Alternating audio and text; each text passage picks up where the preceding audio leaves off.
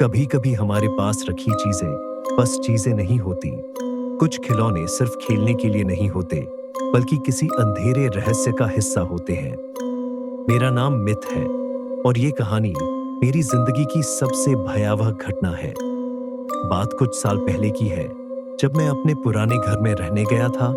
एक वीरान सुनसान मकान जहां बचपन बीता था। माँ बाप के गुजर जाने के बाद मैं वहां पहली बार अकेला गया था, बचपन की यादें ताजा करने।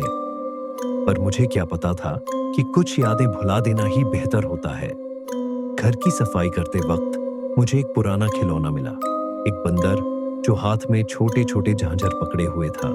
उसकी आंखें अजीब थीं, जैसे गहरी कालिक से भरी हुई हो, और चेहरा ऐसा लगता था मानो मुस्कुरा रहा हो, लेकिन वो मुस्कान इंसानी नहीं थी। मुझे याद आया कि ये बंदर का खिलौना बचपन में मेरे पास था, लेकिन माँ ने इसे अचानक गायब कर दिया था। शायद वो जानती थी कि ये सिर्फ एक साधारण खिलौना नहीं था। मैंने बिना ज्यादा सोचे उसे एक टेबल पर रख दिया और सफाई में लग गया। पर उसी रात, फिर रात को करीब 2 बजे मेरी आंख खुली। कमरे में घुप अंधेरा था, लेकिन एक आवाज आ रही थी, थक थक थक, जैसे कोई हल्के हल्के दो चीजों को टकरा रहा हो। मुझे लगा कि ये मेरा भ्रम होगा, लेकिन तभी ठक ठक ठक ठक, अब वो आवाज तेज होने लगी थी।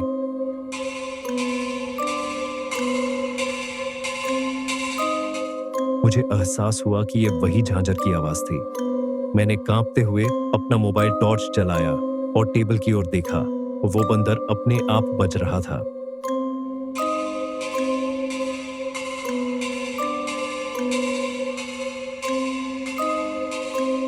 मेरे हाथ पैर सुन्न हो गए थे। मैं एकदम जड़ खड़ा था।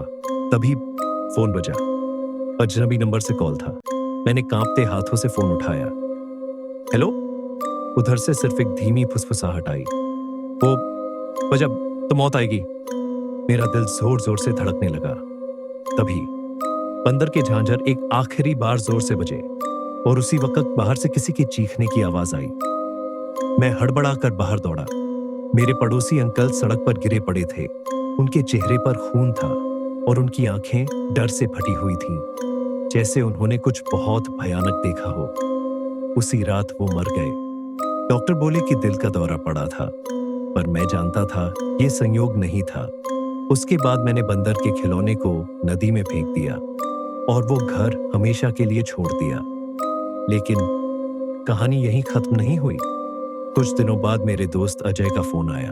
उसने कहा, यार मैंने एक पुराना बंदर का खिलौना खरीदा। बहुत अजीब सा दिखता है, हाथ में झांझर है और ऐसा लगता है जैसे। उसके फोन में से ठक ठक ठक ठक की हल्की आवाज आ रही थी। मैंने घबराकर फोन काट दिया।